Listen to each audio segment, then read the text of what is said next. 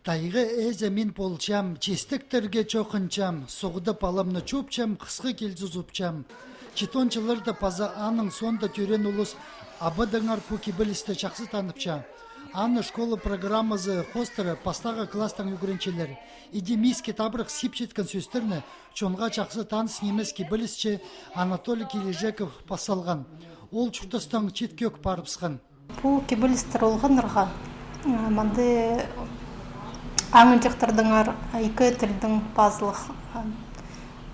Кем хакас тілін білбейші, ол может үгірін малырға.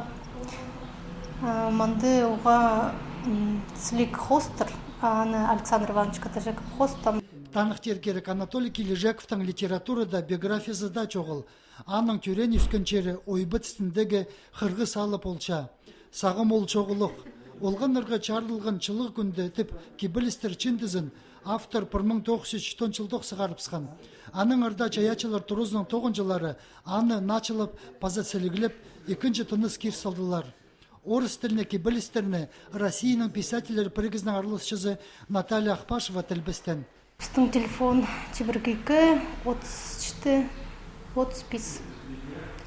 Вот ол біздің ең телефоны сағдырдыңар, алыңар информация, прай сұрыңар, полыс беріпс, жоқты беріпс. Олғанырға чарылған чындының тиражы 500 экземплярға чече. Аны да Республиканың культура министерствозы қабысқаны сылтандылы сығар болғаныр.